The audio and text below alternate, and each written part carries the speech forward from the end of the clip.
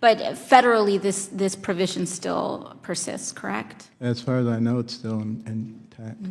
And so a person could be stop and frisked and be found in possession of a small amount of marijuana and then be evicted or have their entire family evicted from public housing.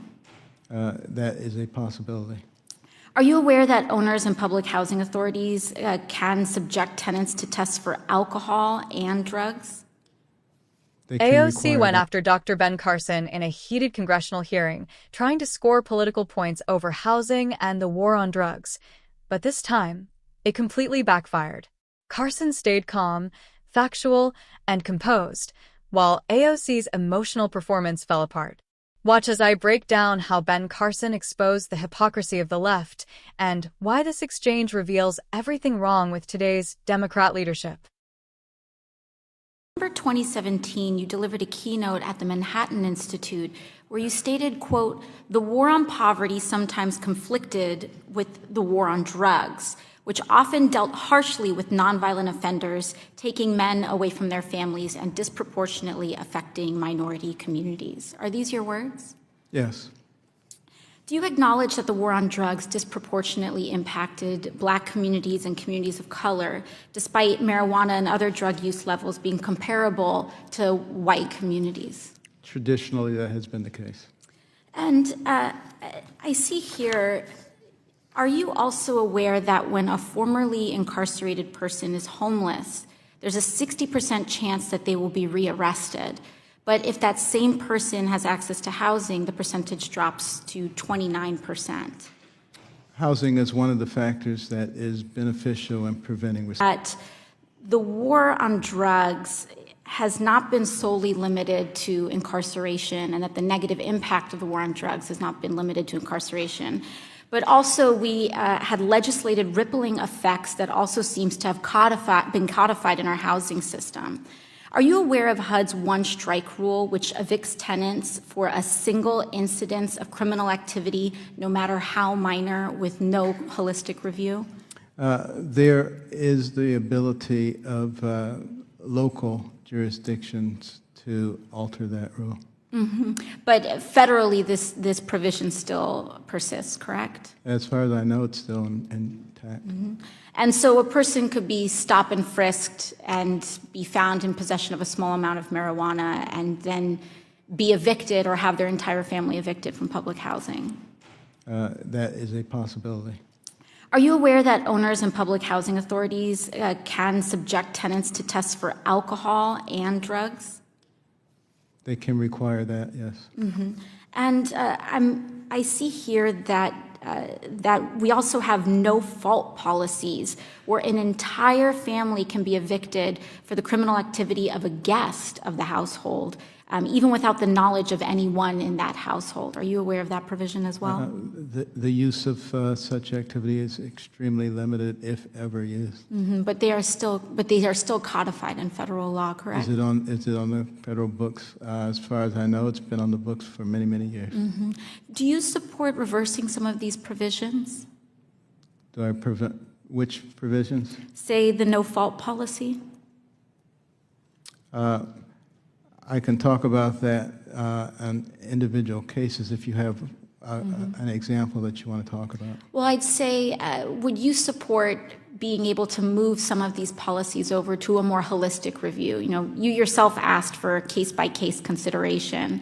Should that case-by-case consideration be codified in federal law instead of having blanket one-strike or no-fault policies?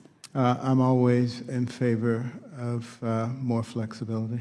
Well, I'm happy to hear that, Secretary Carson. I'd also like to highlight there's been much talk about the issue with NYCHA and public housing, and it's horrifying, the conditions that are happening in NYCHA. It's horrifying that people are living through winter without heat, opening their ovens to try to make sure. ChatGPT said, "Welcome back to Illuminate, the channel where we cut through the noise and expose the truth the mainstream media refuses to touch." Before we get started, make sure to hit that subscribe button, like this video, and turn on the notification bell so you never miss a real conservative breakdown of what's happening in Washington. Now, Patriots, let's talk about what just went down between Alexandria Ocasio-Cortez and Dr. Ben Carson. Once again, AOC marched into a congressional hearing thinking she could grandstand her way into another viral moment. But this time, her little performance didn't go the way she planned. She tried to corner Dr. Ben Carson, a man who literally rose from poverty to become one of the greatest neurosurgeons in the world, and it backfired big time. AOC started by quoting one of Carson's speeches about the war on drugs, trying to paint him into a corner. She asked whether he acknowledged that the war on drugs hurt minority communities.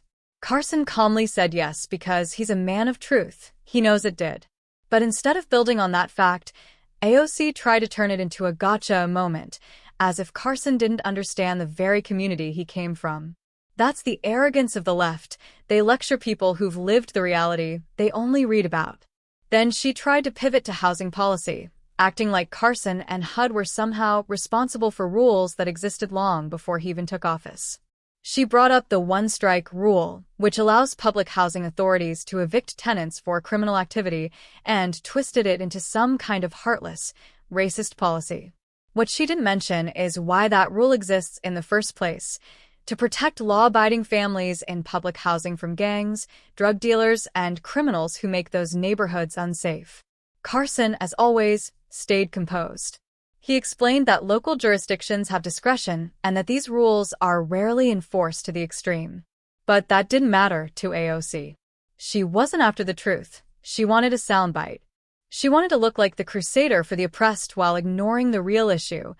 Democrat-run cities like New York have been failing their people for decades. And the hypocrisy here is almost too much to take. AOC sits there blaming Ben Carson, who served under Trump and actually tried to reform HUD, for a housing crisis caused by the same Democrats who've controlled New York City for over 50 years.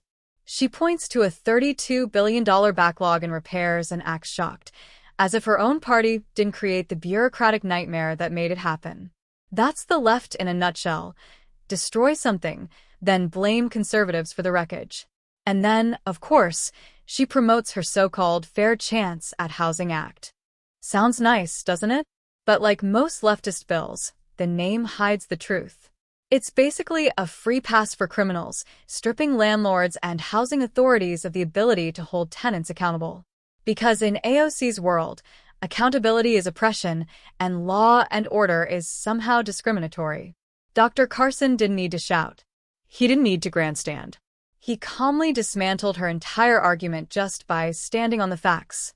And in doing so, he exposed what we've known all along. The left doesn't care about solving problems. They care about creating outrage, performing for the cameras, and pushing their radical narrative. What AOC doesn't understand is that real leadership isn't about emotion. It's about truth, responsibility, and courage. Carson embodies all three. He represents what America used to value: hard work, faith, and common sense.